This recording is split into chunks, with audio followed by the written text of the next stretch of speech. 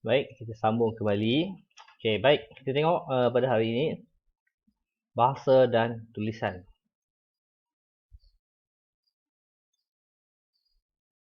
Okey, bahasa dan tulisan. Okey, kita tengok satu demi satu kerjaan, iaitu pertama kerjaan Funan. Kerjaan Funan menggunakan bahasa utama adalah bahasa Sanskrit. Buktinya penemuan batu bersurat Funan bertarikh abad kedua. Okey, untuk sejarah ni dia perlukan ada bukti. Jadi di sini telah dinyatakan bukti-bukti betul ke kerjaan Funan ni menggunakan bahasa Sanskrit ataupun tulisan yang digunakan, tulisan contohnya di sini tulisan orang Hu. Jadi dekat mana buktinya? Okey. Di sini telah dinyatakan buktinya iaitu penemuan batu bersurat Funan pada abad ke-2. Asal tulisan menggunakan tulisan orang Hu yang menggunakan tulisan orang India. Menggunakan kalender Saka yang berasal daripada India. Okay, kita tengok kalender Saka. Okay, kita tengok dulu bab 3 itu replika batu bersurat talang tuo.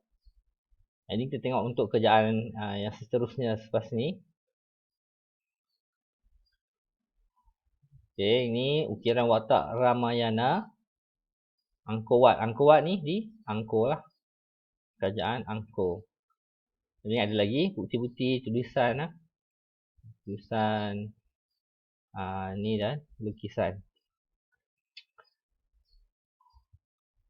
Okey, kerajaan Funan menggunakan kalender Saka yang berasal daripada India. Okey, apa itu kalender Saka? Kita tengok di sini Boleh rujuk buku teks muka surat 40. Kalender ini diperkenalkan oleh Raja Kanishka daripada dinasti Kushan di utara India pada 78 Masihi. Kalender ini mengandungi 12 bulan dalam setahun. Jadi kalender ini sama saja macam kalender yang kita guna sekarang, iaitu 1 tahun 12 bulan. Okay, kita tengok kerjaan yang kedua. Kalender campur ni juga menggunakan menuturkan bahasa Melayu campur dan bahasa Sanskrit. Okay, bahasa Sanskrit ni dia meluas, banyak negara lah yang menggunakan bahasa Sanskrit. Okay, tadi pun kerjaan Funan pakai bahasa Sanskrit, campur pun menggunakan Sanskrit, tapi dia tambah dengan bahasa Melayu campur. Okey, dalam aspek tulisan, masyarakat kerajaan campur menggunakan tulisan Pallava dan tulisan campur kuno. Okey, tulisan Pallava dibuktikan dengan penemuan inskripsi bertarikh abad ke-6 yang ditulis oleh Raja Shambhuvarman. Okey, agama Islam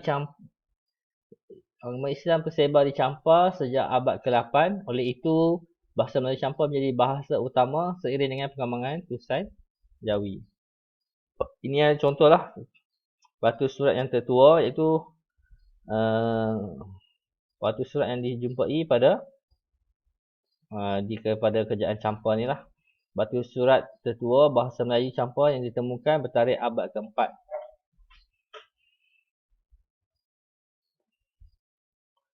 Okey, seterusnya kerajaan Sriwijaya menggunakan bahasa Melayu sebagai bahasa utama dalam urusan pentadbiran dan harian. Bahasa ini menerima pengaruh daripada bahasa Sanskrit. Jadi 3 kerajaan dah yang memakai bahasa Sanskrit. Okey, kerajaan Funan, kerajaan campur dan kerajaan Sriwijaya. Hal ini dibuktikan dengan penemuan batu-batu bersurat di Kedukan Bukit, Kota Kapur, Telaga Batu, Talang Tuo di Sumatera bertarikh abad ke-7. Okay, batu surat ini ditulis dalam bahasa Melayu dengan pengaruh bahasa Sanskrit dengan menggunakan tulisan Pallava. Okay, tadi pun tulisan Pallava, kerajaan campur ni pun tulisan Pallava. Tapi dipengaruhi oleh bahasa Sanskrit. Okay, untuk campur tadi, dia mempengaruhi dengan tulisan Jawi. Okay, kerajaan Angkor menggunakan bahasa Sanskrit. Okay, ini kerajaan yang keempat menggunakan bahasa Sanskrit dan tambahan bahasa Khmer. Hal ini dibuktikan dengan penemuan inskripsi pada dinding candi. Okey, di kerajaan Angkor ni terdapat banyak candi, itu tempat orang beribadat lah. Terdapat 2 jenis tulisan di dinding candi, itu tulisan Pallava dan tulisan Khmer. Okey, ini contoh tulisan Pahlawa. Dia macam tulisan Tamil sikit lah. Okay, bahasa Tamil.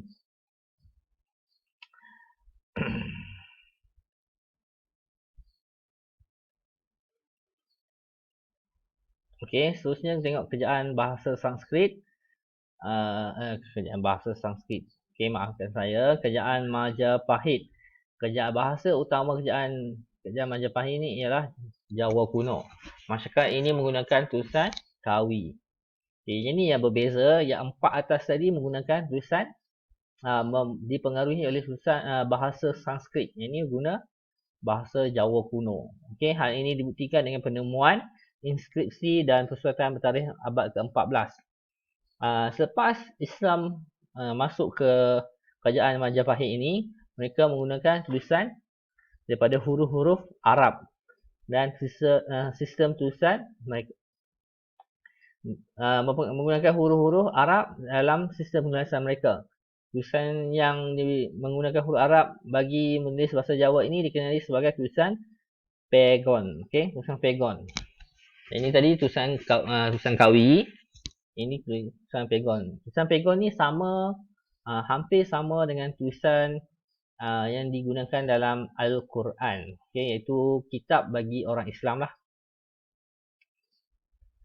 Okay, seterusnya kerjaan Kedah Tua. Penemuan batu bersurat menunjukkan penggunaan bahasa Sanskrit dan tulisan Pahlawa di Kedah Tua.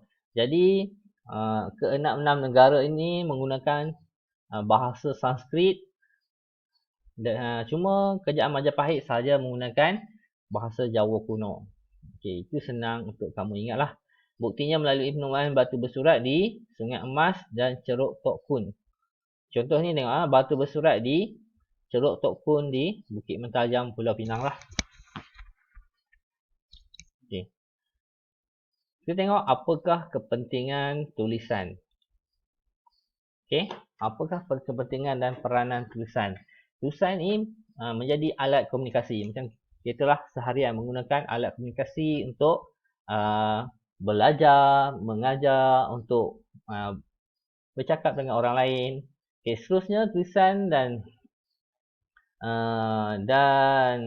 bahasa ini juga untuk menyimpan rekod pemerintahan. Tak kira lah macam kamu sekarang, kamu dengar. Jadi saya sedang rekod pun itu dikenali sebagai bahasa lah. Dan kamu menulis nota itu adalah tulisan. Okay. Bila ada rekod, bila ada tulisan, okay, boleh dijadikan sebagai sumber rujukan yang akan datang. Tak kira lah. Kat sini ditulis sumber rujukan sebagai ahli sejarawan. Okay. Saya rasa itu sahaja untuk kali ini. Kita akan sambung kembali pada subtopik yang seterusnya, iaitu persuratan. Semoga kita berjumpa lagi pada masa-masa yang akan datang. Sekian, terima kasih.